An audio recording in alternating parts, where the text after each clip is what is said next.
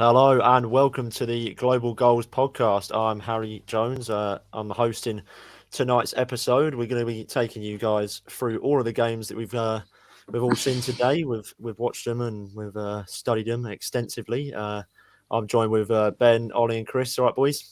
All right. Yeah, Mate, you good, all right? thank you.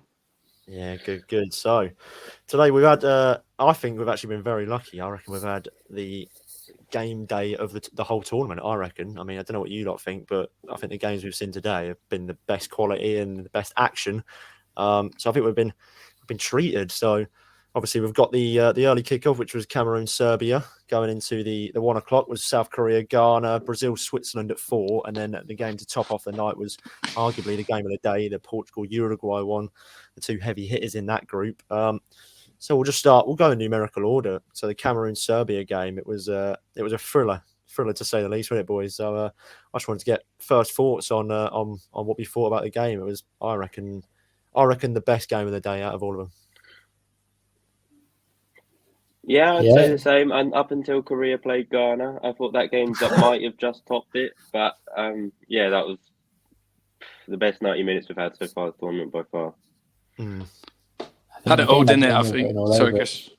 The game had 0-0 written all over it going into it, but it was a barnstormer. You know, you didn't know how it was going to end. It comeback after comeback, it was brilliant to watch. It ebbed and flowed, didn't it? I think Serbia had, the better of the game in the opening sort of 20 minutes. Then Cameroon got the goal. Then they looked good for a period. And then obviously Serbia got the 2 goals in added time just to sort of put a sting in the Cameroon tail. And then the second half kicks off. And then Cameroon, with the 2 goals in 3.5 minutes, Vincent Abubakar changed the game. And then Serbia, of course, get the sort of the better of the last sort of 15 minutes of the game. But in the end, I think a point was a fair reflection. Yeah, I was going to say, I think coming out of the end, I thought maybe Serbia a little bit unlucky. I mean, they got their 2-goal advantage, and I thought, how did they let that slip from there? But then at the same time, you watch the 90 minutes, and it's a game of 2 halves, isn't it? And I think overall, the draw was the right result. But all I want to say is, what a goal from Abubakar! What an absolute finish that was! The scoop over the keeper. It was the weirdest finish I've ever seen. It's like something you do in the playground in primary school, but he just scooped it over the keeps. It's gone in the back of the net. I just want to pat myself on the back because I did say he was my player to watch the tournament in the preview that we did in the studio. So I don't want to say I told you so, but Vincent Abubakar, mate, it's what he does. So All of the tournament so far? Oh yeah.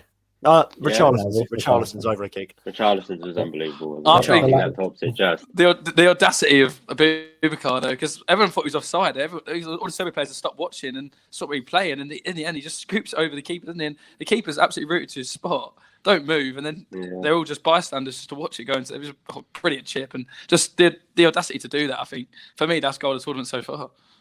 Well, like Ben said, I think the introduction of Abubakar really changed the game. He got 1 goal, 1 assist.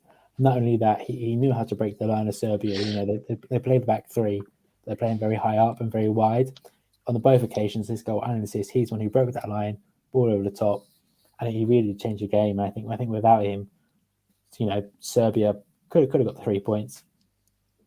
Yeah, nothing on like Choupo-Moting, Akambi, Brannan and Olly up front. They're great players, but how was Abubakar not starting in that team? And you see what like you said, he came on, changed the game.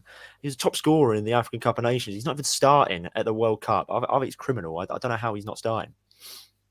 Yeah, no, I think after that performance, he has to start against Brazil. It's a crucial game for them. I think he showed the impact he can have on that Cameroonian team, and he's got to start now, surely. Yeah, exactly. And we're just having a quick discussion off air. We're just obviously going about the game because we haven't spoke to each other since the games this morning, and we couldn't really decide like who the result favoured most. I mean, we actually decided that it favours none of them. The draw, nobody wanted a draw there in that situation. Obviously, they both want to win, but a draw doesn't help anyone. So now they're stuck in a really tough situation, both of them, because they've both got to win their last games to qualify. And out of Switzerland, Cameroon, Serbia, all of them go through. It's a bit of a crazy group, isn't it? I think that's what made that game so good. Honestly, I think that both of them weren't holding out to lose the game. They were both going to win the game. I think Serbia could have edged it at the end. I mean, Mitrovic he hit the post early on, didn't he? I mean, he had quite a few chances, but yeah, on another day, I think he scores a hat trick. Honestly, yeah, Ben, go on.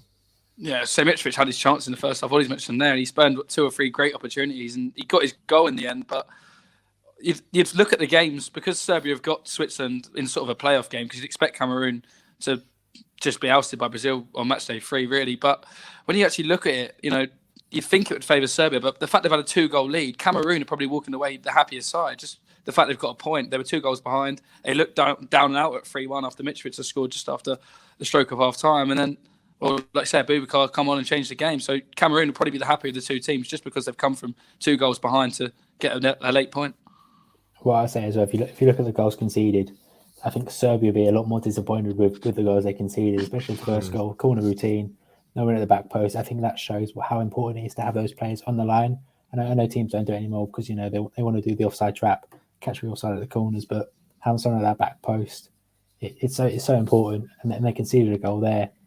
And I think just some of the goals Serbia conceded, they could have been avoided. So I think coming out of that draw, Serbia will be a lot more disappointed. Yeah, you're not wrong. I mean, it's you can't really forgive giving away a 2-goal advantage and going on to draw. Like, no matter how the game played out, it was a cracker of a game. But if you go 3-1 up, especially in the second half, I mean, it was just after half time, you've got to hold on and see that out. And Serbia, I think they got what they deserved. I mean, they just got outplayed in that second half, and I think they probably deserve to relinquish that 2-goal advantage. But you can't excuse it. You can't really feel sorry for it. I mean, you've got to be able to hold on from there. But before we move on to the next group, I think we're going to do this with all of the games, because it's just a fun little thing to do. I think we should do each of our man of the matches for each of the games. So in this first one, I'll go round. I'll go, Ben. Who's your man of the match? I think we're all probably going to say the same one. I think Vincent Abubakar, just the impact he had when he come on, he changed the game. Goal and assist, as Chris mentioned, and he pulled Cameroon out of a deep hole. And while it's unlikely they'll go through in the final game, he's given them a hope. Obviously, they've got to go on and beat Brazil, but yeah, it's got to be Abubakar for me. Yeah, I think we're all in unison there, aren't we? Yeah. I'll go with different. I think just to be different, I think Milinkovic-Savic for Serbia had a really good game. He got a goal. He looked like he was putting the strings on. He was going to make things happen. I know Mitrovic got the goals as well, but I think if you look, Milinkovic-Savic had a crucial role in that Serbia team. But I see a mad stat about him actually, Chris. He didn't give the ball away the whole game. Yeah, 100% pass accuracy. Yeah, he's a player. He's an absolute player. To be fair, it's a good shout. I mean, for too long. Abubakar had a bigger impact. I think if you look at the whole 90 minutes, Milinkovic-Savic is a shout potentially. Yeah. I mean, the fact that Abubakar didn't play the whole game, maybe Milinkovic-Savic 90 minutes. He did run the show. He was unlucky that his side lost the league, because it wasn't really any of his fault, was it? I mean, he played fantastic, but Abubakar, if he doesn't come on, Cameroon go nowhere in that game. They don't get anything from that game. So, yeah, I mean, all fair shouts, I reckon. So yeah, I think that game was an absolute cracker, and it sort of kicked off a great day of football. So we'll go into the next games then.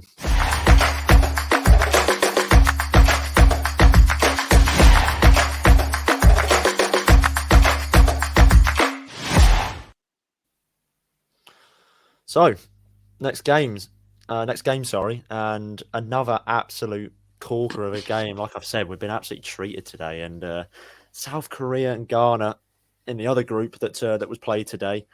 I also had this one as I thought coming into it, it's got 0-0 written all over. It's been a bit of a weird World Cup, isn't it? So many 0-0s and low-scoring games, and I just expected it to follow suit and was just see another absolute stinker of a game, to be honest. I mean, I didn't expect anything to come from it, but wow, what a game it was. And first thoughts, boys. I'll go to you first, Chris. I mean, these last 48 hours, the African teams have really shown up. Morocco yesterday against Belgium, Cameroon today, Ghana today. I thought it was a really thrilling game.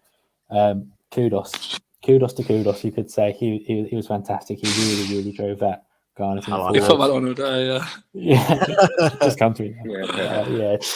Two goals. Good. One thing I would say about the game today is that all 5 goals came from dangerous balls in the box. I think you've seen a lot of this World Cup with some of the big teams trying to do this slow build up, these different tactics. I think this game should just get the ball into the box to your strikers and just they'll deliver. And I think these two teams, they both wanted to win, and I think they were both just getting that ball into the box. I think South Korea had 7 corners in the first 20 minutes. I mean, it was action constantly, and I think this game proved this fast-paced football, this getting the balls into the box, two big men. That's the way to play for the entertainment and for the results. Yeah, go on, Ollie. Thoughts on the game? Yeah, I think I agree with Chris. Yeah, I think it was just a matter of people players taking their chances. I think Korea dominated the first 20 minutes, half an hour, but didn't have a shot on target. I think their goal was their first shot on target of the tournament. I think actually I might be wrong, but Ghana had 2 shots at half time. They scored 2 goals. Andre Ayew was unbelievable for them today. He was my man of the match. I think he really controlled the game. Every attacking phase went through him. I thought he was outstanding. Yeah, Ben. Well, I think it was a problem. My sort of football game. It was really old-fashioned, wasn't it? Chris mentioned it there. Just the long balls from all angles, just fired into the box. And I tell you what, we've got to give Chu Ju-sung some real credit because those 2 headers were brilliant, weren't they? I mean, he rose above his man. And Ghana have got, in Salisu, they've got a big, strong centre half, and they're quite a physical team, Ghana. But the Sung, just the way he rose above his man and had 2 brilliant headers. And well, same with Ghana, really. I think when you look at Kudos, we've seen him for Ajax this season, haven't we, in the Champions League. He's been scoring boatloads of goals and just looks a proper finisher. Even that 3rd goal, obviously got a bit fortunate in Aki Williams' misplaced shot, deflects through to Kudos, and that's a real good finish, isn't it? Just on the left foot, real composed, the young man, and he's got a bright future. And I think a lot of teams in Europe will be lucky to have him, and I'm sure he'll go on to leave Ajax in the end eventually. And Ghana are lucky to have him as well. Yeah, they are. I think Thomas Partey controlled the midfield as well. He was absolutely phenomenal today. I think he went very under the radar. No one really, the amount of goals that were scored, everyone was just thinking, shit, when's the next goal coming? When's it going to come from? But I don't think anyone really took a second to look at the midfield and that's that midfield and Thomas Partey in there. I think he just made things tick for Ghana, and without him, I think South Korea, would have absolutely torn them apart. But I think I also wanted to give it, instead of a man of the match for this one, I'm going to do a little 0 to hero because Salisu went and gave the penalty away against Portugal last week for the Ronaldo penalty, and he's come back and scored a goal. And he's a player who's had a couple of critics at Southampton. He's sometimes a bit of a rash defender, loves getting stuck in, a lot of yellow cards. I think it was amazing today. I think he defended really well. I mean, I know they conceded the 2 goals, but he got his goal. And I just wanted to give a little shout out to him. But across the board, the only thing I wanted to say was, are we going to start having a chat about how bad Son has been? Not even the World Cup. How bad has he been the last few months? I mean, even with this World Cup, he's the player that South Korea are relying on to get goals and to create things, and he's ghosted every single game so far. And it's a hero to zero case, isn't it? Yeah, gone the complete other way. I don't know what's happened to him, honestly. As an Arsenal fan, Ben, I'm sure you're loving the fact that Son's not on his finest form.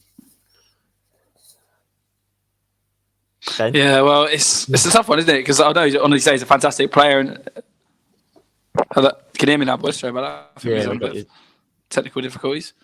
No, but good, mate. Yeah, with Heung-min Son, it's a difficult one, isn't it? Obviously, I'm an Arsenal fan, but when I look at Son, he's a fantastic player, and he's good to watch on his day as well, isn't he? But he just seems to be struggling a lot at the moment. And well, I'm not, to be fair to him, he's got a face mask on at the moment, so it's probably a lot harder to play with that mask on. But when you mentioned Thomas Partey, and I'll go back to him now because he's just instrumental in that midfield. He has been for Arsenal this season. It's same for Ghana as well. The way he just wins that ball back and he'll knock it off, and he does the simple things. Thomas Partey, he's not a sort of player that will ping 40, 50-yard balls high and wide, but he'll just spray passes, keep it ticking along. He'll win the ball back, and he's so instrumental in front of the back 4. And I really think now Ghana, they go and beat Uruguay, they're through, of course. And you know what? When I look at that team on paper, even look at likes of Tariq Lamptey, Jordan Ayew, Andre Ayew, these are players who've got Premier League experience. And we've mentioned Kudos, Inaki Williams, of course, up front. They're littered with talent, Ghana, and they've gone under the radar. And I can probably see them as probably the best African team in the tournament. And I do think they will actually beat Uruguay. I think best African team in the tournament is, controversial. I think that has to go to Morocco, personally. But they have been fantastic against Portugal. They showed real heart. I think other than that, Inaki Williams slip, that they could have got the draw from that. But I think African teams are really showing up this tournament. It could be because I think their seasons are a bit different from from obviously the European seasons time wise. Now if they've come to the end of their season, might be why. But no, the African teams are really showing up. It's nice to see. I think that Ghana Uruguay game is going to be fantastic, especially if it's a replay from 2010 one of the most controversial moments we've seen in the World Cup in our time, at least. And with Luis Suarez, of course, still in the Uruguay squad as well. I'm sure the Ghana players somehow would have been watching that. And I think it's going to be us covering that on the podcast as well. We'll be us covering it on Friday. Yeah, so everyone stay tuned for tune in for Friday. But this game's a bit of a I like to call this game we've just spoken about. It's a bit of a commentator's nightmare, isn't it? You've got the Ayew brothers on the Ghana team. You've got the five Kims at the back for South Korea. You've got the Hwangs up front. It's going to be it was an absolute nightmare. So any commentators out there, I do feel for them, because that was an absolute shocker of a game to do. There was so many names are all similar. But moving into the one of the big ones of the day, a big one because it's covering one of the absolute heavy hitters, some of the favourites for this tournament, and the side who are flying into the next round. So we'll cover them now.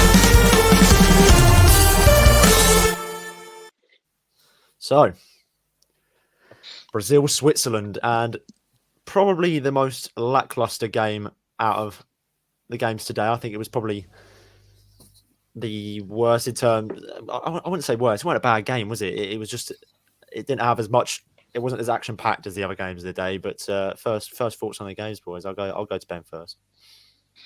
Yeah, well, Brazil, they've got the job done, haven't they? They've not even faced a shot on target in the tournament yet. Of course, you look at Serbia on the opening day, and now look again today. And Switzerland didn't really pose a threat going forward. But I'm going to give credit to the Swiss, because I do think, they were really solid for 65 minutes of the game. And their back line, Brazil didn't really cause a lot of goal mouth action, was there? But, at the end of the day, Brazil, we've mentioned, one of the favourites. They're the favourites for the tournament, aren't they? They're littered with talent all over the pitch. And in the end, it was an unlikely goal scorer, Casemiro. What a strike it was to separate the two sides. But I don't think it was the most convincing display ever. And I don't think it was a real sort of statement win where they've stamped their authority and put everyone sort of at the tournament on notice. But they've got the job done, as I say, and they're through to the last 16.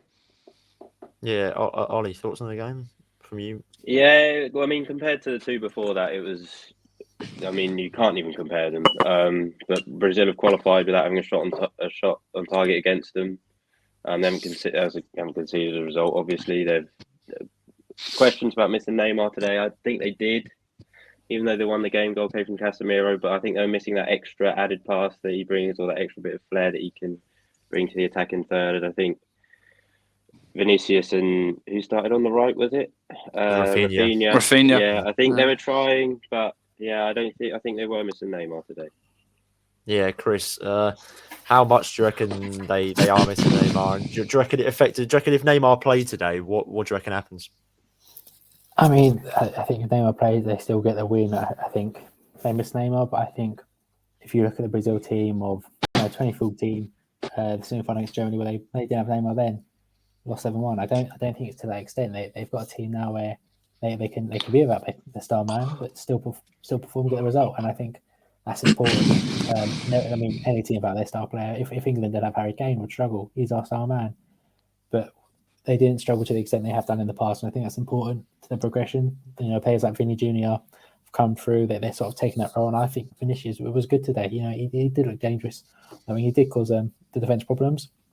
And I think we can't underestimate the win. Look at Argentina, look at Germany. They've lost games which everyone thought they was going to win. Brazil struggled for the first 3 quarters of the game. They got the win, and I think that's important. I think we can't underestimate the win because in this World Cup there's been loads of shocks. So I think the fact they got the 3 points is good. They struggled, but they still got through. And I think that shows a sign of a good team. Yeah, you say they struggle. They did struggle. They struggle. But I think where they struggle is they've only really had a trouble with getting the ball in the back of their net in terms of actually playing football. They don't really look like they've got out of real second gear yet, have they? They won, and they won, even though it was 1-0. It's still pretty convincing because Switzerland didn't look like scoring at all. They shut them out when they needed to. The only concern I would have would be Brazil just haven't scored as many goals as we thought. With their attacking talent, we all thought they're going to come in and they'll score loads of goals. We all thought their problems would be defensively, because you look at their fullbacks, they've got pretty weak options in that area, but they've actually struggled going forward slightly. In the last game, I don't think they did as much with Neymar on the pitch. Obviously, helped Richarlison scoring 2 great goals, but in terms of today, I just think they looked a little bit.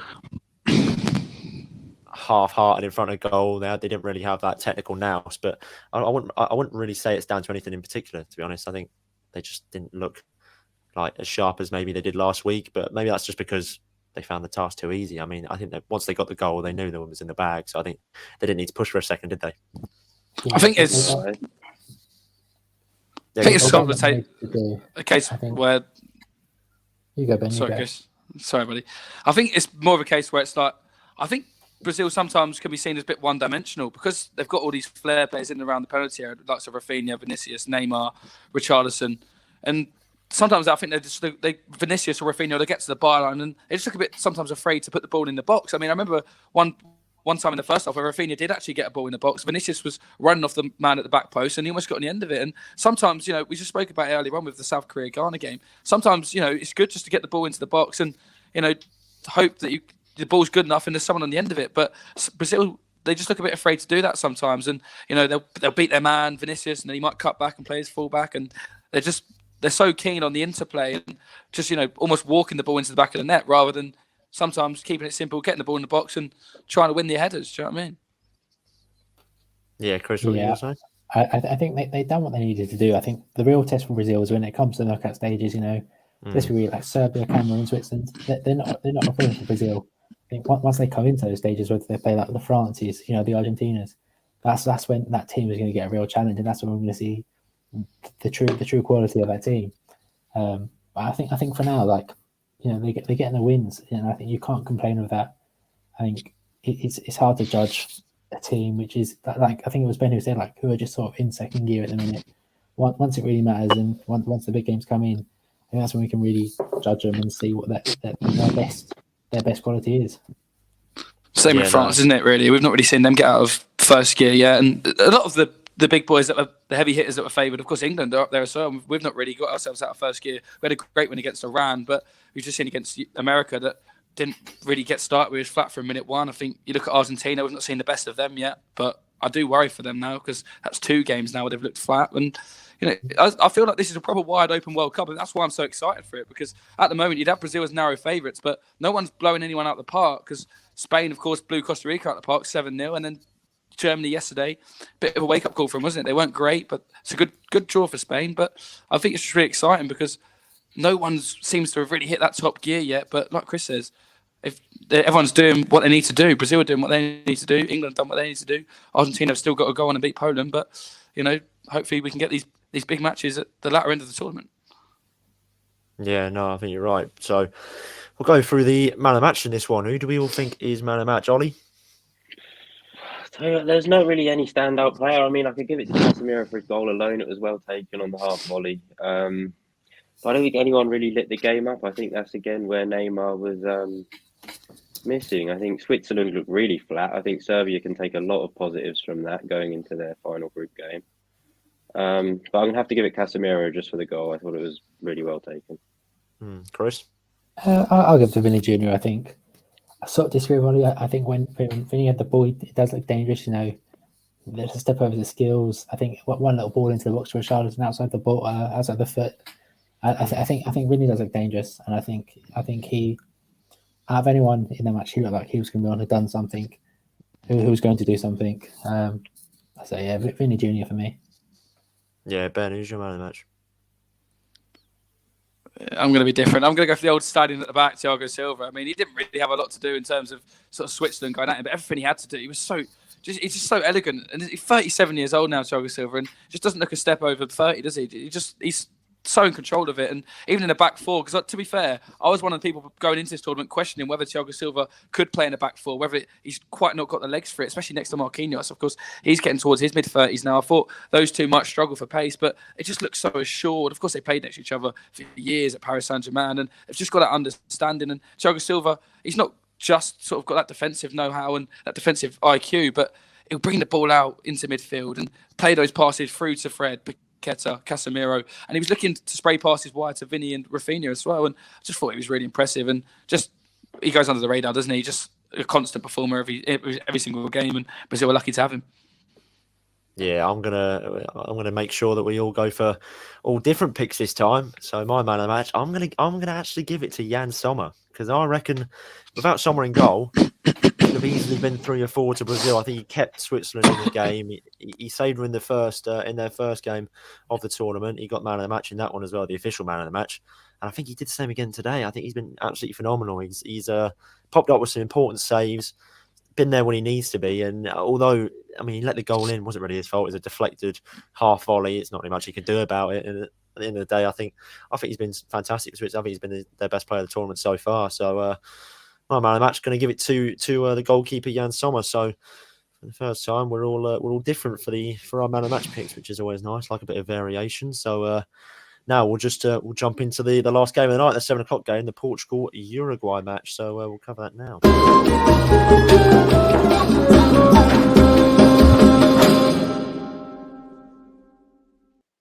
A bit different. What was that? Yeah, that was a nice little different sting for you guys. Just keeping it different, guys, keeping the variation in there. But anyway, Portugal absolutely cruised, haven't they? They've flown through the group. And well, they're already through, so they go into their last game, not really needing anything. A bit like England, so they're in a comfortable position, and they made pretty light work of Uruguay. Uruguay had a couple of chances. I mean, let's say the Rodrigo Bentancur chance at the end of the first half has got to go in. I mean, it's great goalkeeping. It's really good goalkeeping from Diogo Costa, but at the same time, he's done all the hard work. He's danced for about 6 players. He's got to finish. If that goes in, that's one of the goal of the tournaments just for the footwork from beforehand. So thoughts from the game. I'll start with you, Chris. I know you're the host, Harry, but I want to ask you guys: did you think he touched Ronaldo? Ronaldo or Fernandes goal? What are you calling it?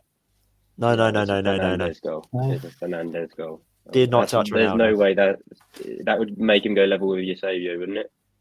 I mean, he claimed it like it was his, but I think give it to Fernandes. That's not Ronaldo's goal. It did not touch him. I'm not having it. As soon as I saw it, the first time I saw it, I said that is not touch Ronaldo. Yeah, he's adamant though, isn't he? Absolutely adamant. Yeah, with his reaction, Ronaldo. And he's always going to be there. I think with those situations, though, when I see a player that adamant, it just makes me think surely he must have touched it. But the replays aren't conclusive, are they? And it's a real strange one. But I think the biggest talking point from this game has got to be the protesters, haven't it? I mean, that's what everyone seems to be talking about post game. It's sort of put the gloss over Portugal's win. I mean, how can we not talk about it? Yeah. I mean, it was a big point in the game, and obviously with the controversy we've already seen so far in the World Cup in Qatar, it's a bit of a big talking point. It was always going to shadow the win, but it's just put a little bit of a controversial, a little bit of a political standpoint on the game, which I like to keep football at the end of the day. I like to take politics and football and keep them separate, but yeah, it obviously is a big talking point, especially with all the controversy we've already had in Qatar. Yeah, go on, Ben. I was going to say, of course, we know the human rights issues and stuff in Qatar, and when you see, someone coming with a Save Ukraine flag and a rainbow flag as well, I mean, it was bound to happen. I don't know whether Qatari officials thought they were going to go through the whole tournament without sort of a protest against this, but I mean, with all the sort of controversies around Qatar hosting, it was always going to happen eventually, wasn't it? And it's a shame that it's happened in an important point in this game as well. But at the end of the day, I think that these things have to be spoken about. And of course, England and Manuel Neuer as well for Germany. He's still been wearing his rainbow armband under his sleeve, hasn't he, to try and really show support. And it's a good thing that players are doing this because they've got to use their platforms and their voices to try and make a difference in sort of the countries like Qatar, etc. Yeah, go on, Chris. Yeah, I was going to say this is a football podcast. I think maybe keep it to football, but I think the protests were a big thing. I think something like this was always going to happen after the armbands. And I think it was a strong message from the protester, and it's fair play to him. You believe in it. It's a big stage, and a lot of people. I mean, look at Kane, look at Bale. They've sort of hidden away from it. They would rather not take the yellow card. So fair play to the protester, the fan for doing that and really showing what he believes in. Yeah. I just hope it's all right. I mean, I feel like it's a dangerous thing to do that in a country which clearly they have their views and opinions. I don't know. I just hope it's all right. That's all. Yeah, no, you're not wrong. I mean, that's the first thing I thought is is a brave move to do that, especially in a country like Qatar. But anyway, back to what we're supposed to be talking about, the football. Yeah, that's the football. Yeah, I was going to say. I was just going to ask if what your guys' opinion was on the penalty right at the death, the handball. I think, in one sense, it's a clear handball and it's stopped. It's moved the ball away from where Bruno was running, so you've got to give it. But at the same time, I don't know where else he's supposed to put his hand. No one's ever going to go into a slide tackle without putting their hand on the floor because you need to break your fall somehow. Like I don't know where his hand's supposed to go, but at the same time, it is a handball. He stopped the ball from going in Bruno's path. So it's a nice nutmeg to get it through the legs of Jimenez, and it's such a catch-22. And I don't know what it is. I just want to know your guys' opinion. I think it's one of those ones where, you know, if it's a penalty for us, we'll take it. If it was a penalty against us, we'll complain about it. It's 6 of one, half a dozen of the other. You really can't get an opinion on it. I can understand his handball, you know, it's not the progression of play, but where else can he put his hand? You know, he's got to catch his fall somehow. Slightly harsh. He really did, you know, change the output of the game. Uruguay were pushing for that equaliser, and it really turned the game on his head. I know it was late on, but he do feel for Uruguay a bit on that. I think overall the referees have done very well this tournament. I think they haven't taken the headline away from the result. I don't think they've all stuck to the laws of the game. I think that's the first one which people can dispute. You can see why he's given it, but then you can also see that, you know, yeah, Chris, you're right. He has nowhere else to put his hand. He has to not have one to not give that away. Yeah, I think they can feel really harmed up by it. Yeah, you're fuming if it's given against her, aren't you? But sorry, Harry, you go. No, go on, mate. You're fuming if it's given against her. Of course, Jimenez is going to feel hard done by. But like you've said, the ball's going towards Bruno Fernandes's path, and it's a dangerous position he found himself in. And I think the way the game's going now, you're going to see a lot of them given, and you see it a lot in Europe in the Champions League. Basically, every single handball in the box is given. The Premier League's a bit more lenient with it, I think, and the officials do tend to sort of side with the defensive aspect. But in Europe and on an international stage as well now, you're starting to see if the ball's striking a defender's arm in the box, it's going to be given as a penalty. And all we ask for is consistencies, isn't it? That's all we want with VAR. That's why there's been so many controversies around it. But like Olly's mentioned there, I can't remember too many times in this tournament so far where I've actually spoken about a controversial decision. So that shows the referees are doing something right, because if we're not talking about the referees, they're doing their job, because they're not merely meant to be the front and centre of the game, are they? This is about 11v11 at the end of the day, and the players on the pitch rather than the officials. Yeah, no, that's a great point, and that's exactly what we want to see. We just want to see consistency, don't we? And I was just going to say, it's kind of put a real dampener on Uruguay, that penalty shootout at the end, isn't it? Because they were like Chris said, they were pushing for that equaliser. They were really going for it. I mean, Maxi Gomez and Suarez coming on changed the game. Maxi Gomez had that great effort that hit the post, and they just looked like they were actually finding something there, Uruguay. And then that dampener with the penalty now means that their goal difference has been shattered a bit more, and it's not looking good for them now, is it? They've got to go into their last game needing a win. They need them Portugal to win as well. So they're basically banking on other results for them to get through the group now, which you never want to do as a side. You never want to rely on other people's results. You want to make your own results. You want to make your own path. So I think they're running a fine line, Uruguay, and there are a lot of people's dark horses coming into the tournament, and I don't know if they'll be able to make out the group now. I mean, it's a very tight group, so anything can happen still. But we'll just go through our man of the matches of the game. So Ollie, I'll go with you. Who do you reckon's man of the match for you? I think it's got to be Bruno Fernandes. I think he's been up there with player of the tournament. I think so far he got 2 assists in the first game, 2 goals again today. I think you can kind of see the shift between from Ronaldo to him as the new kind of figurehead in that Portuguese team. Yeah, he completely ran the show today. He was unbelievable. That's the first time I've probably said that about Fernandes ever. I'm usually not a big fan of him, but today I couldn't fault him. No, you're exactly the same as me, to be fair. I'm probably Bruno Fernandes' biggest critic. I don't rate him as a player at all, but like you said, you can't deny anything he's done in the tournament.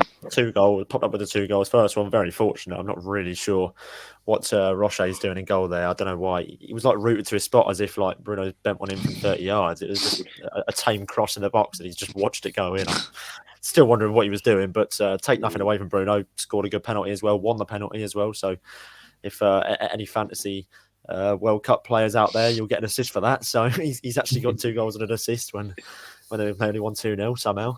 But he's my man of the match as well. What about you, Ben? It's hard to go past Bruno, isn't it? When I actually look at the Portugal lineup, there's no real standout players. I don't think Portugal were brilliant today. I just think Uruguay were worse. I mean, it's an interesting one about Uruguay because I'm going to go off on a bit of a tangent here. I know you've asked about the man of the match, but you've mentioned there's a lot of people's dark horses, and they weren't they? I mean, Uruguay, a lot of people, probably including myself, I look at that team and it's littered with talent, the likes of Fede Valverde, Rodrigo Bentancur, Edison Cavani, Darwin Nunez. Going forward, they've got a lot of real array of attacking talent. And when you look at the back, I know Godin's getting on, but Sebastian Coates, formerly of Liverpool, Jose Jimenez, of course, at Atletico Madrid. There's a lot of experienced heads in there as well. And they're a team that are quite well-rounded, and they've not scored a goal yet. I've just mentioned the array of attacking talent, and 0-0, really boring game with South Korea. And then Portugal today didn't really like scoring. Apart from that Bentancur chance, that was a golden opportunity. But other than that, haven't really created much. And when you look at the sort of players they've got, especially Fede Valverde, he's been absolutely tremendous for Real Madrid this season. And he's come to this Uruguay team and doesn't seem to be that same player. It's a really interesting one, really. But yeah, Bruno Fernandes is my man of the match. Right, lovely, yeah. Cheers, right there. Chris, man of the match, mate. Yeah, I mean, I don't want to be like Ben and go off a tangent, but I think Ben and Ollie have said it all. I think nothing's really clicked for Uruguay this tournament. I think it's a bit of a case like Belgium recent times, like England back in the 06, 07 days, more of a team of individuals than a team, a united team. And I think that's why it's not clicked. But like Ollie said, and then Ben said, Bruno Fernandes, hard to past him. He's that new face of Portuguese football once Ronaldo goes on. He's been brilliant in this tournament. So yeah, Bruno Fernandes. Yeah, lovely. So we're all agreeing there then. So just before we wrap things up, because we've gone on a bit here, so we've ticking over, we'll just take a quick look to tomorrow's games, because it's a massive game, especially for us, probably for anyone watching, because it's a big one in Group B, England's group. There's a lot that can still happen, a lot that can still twist and turn, and exactly the same for Group A. Everything can change there as well. So I think we'll just go for a quick prediction on what we think is going to happen in each game, and then we'll see how the group ends up based on our predictions. So who should we kick off with? Ben, go on, kick us off with your predictions for. We'll go for the first game of the day. That's the first games of the Ecuador, Senegal, Netherlands, and Qatar. I mean, start of the tournament, I would have said Ecuador beats Senegal, but after watching their first two games, I actually think Senegal are going to get the job done. I think it's going to be 2-1 Senegal. And then Netherlands, I think they're going to breeze past Qatar. What I've seen of Qatar really isn't good. They were better in their last game, but they look real poor. And I think that Netherlands team, with the talent they've got, are probably going to slip them. So I'm going to go 3-0 Netherlands and 2-1 Senegal. So on your basis, Ben, it will be a Netherlands and Senegal progressing into into the round of 16. First of probably a few African teams that are going to go through, but it seems if they keep it going. So. Yeah, by the looks of things. So, Ollie, thoughts on the first two games? What's your predictions going into them? Yeah, I'm gonna have to disagree with Ben. I think Ecuador will get it done. I think Qatar. I think you could say they've been one of the worst sides this tournament, but they looked really good against them in the opening game. Enner Valencia scoring for fun. So I think they'll get past Senegal 1-0. Might be closer than I first said, to be fair, but then Netherlands, I'm expecting 4 or 5 goals. I think that Gakpo is an unbelievable football player. I want to see a couple from him. Defensively, they're not going to concede a goal to Qatar. They really shouldn't. They really, really shouldn't. So I'm going to go 3 or 4-0. Yeah, Chris, what's your predictions for tomorrow's early kickoffs? Yeah, originally I would have gone before the tournament. I would have gone with Senegal to beat Ecuador.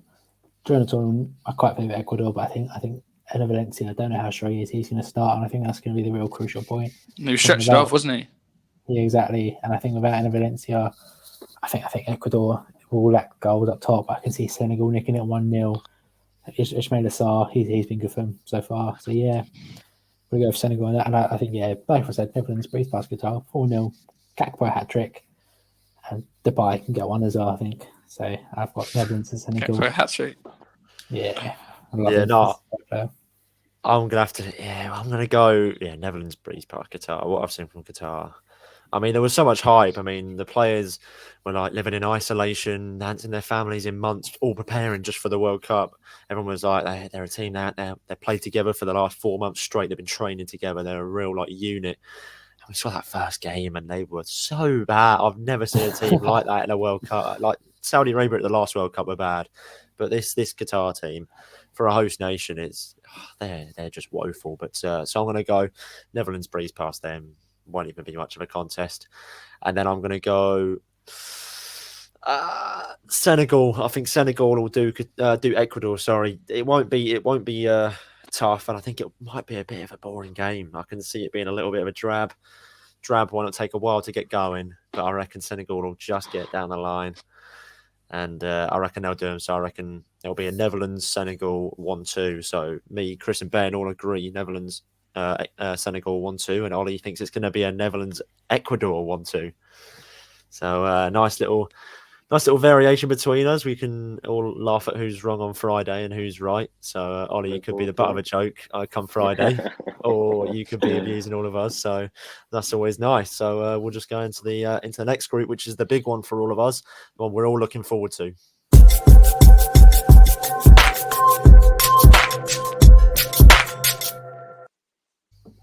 So we'll start with the one that we probably aren't looking at as much as for English lads. So we'll look at the Iran versus USA. This is actually quite an intriguing game because both teams look better than I initially thought. So for them to be basically fighting out for that second spot, isn't it? It's going to be one of them two, I think, personally. But we could be really wrong. But out of them two, I think it'll be a really interesting game. I'm going to, instead of asking you three first, I'm going to throw my hat in the circle and say I think that's going to finish 2-0 USA. I think they're going to get the job done. They're going to progress, and Iran are just going to miss out, and USA are going to go through. So that's that game from me. Ollie, what's your predictions for that first game? I'm not sure. I was impressed with what I saw of USA against us on Friday. Sorry. I think Iran. Hennessy doesn't get sent off. I don't think Iran score them 2 goals against Wales. But I don't know. I think that's going to be 0-0. I think that's going to be just as boring as the Senegal Ecuador game, to be honest with you. 0-0. Ben, what's your predictions for the Iran USA? Do you know what? It's a real tough one. I think it's going to be a real close game, this, because Iran really impressed me against Wales. I thought they were really unorganised and really bad against us, and they just looked all over the place. They scored 2 goals, but one of them was a penalty that was controversial, and the other one, to be fair to them, was a good goal. But they've obviously got goal-scoring prowess because they've been scoring goals at this World Cup. But just the way that we open them up, USA have got these quick players that can break the line, just as England have. I do worry perhaps if Christian Pulisic is going to have a big impact on this game. I do think USA are going to nick it, but I do think Iran, if they can play as they did against Wales, they're really defensively sound and took their chances as they come and actually dominated that game as well. So I think it's going to be 1-0 USA. 1-0 USA, yes. So you're coming on you're feeling my vibe as well. So me and you are in it together if it all goes Pete Tong. Yeah, so Chris, what's your thoughts on the first game, mate? I mean, I might be being ignorant here, but I don't see the thing about Iran. I think they were poor against us. Looks a bit better against Wales. Like Ollie said, don't get the 2 goals if Hennessy don't get sent off. I agree with Harry Van 2-0 USA, but I think it'd be a dominant USA performance. Look at Team USA. It's got Pulisic, Weston McKennie in the back, Anthony Robinson in that right wing.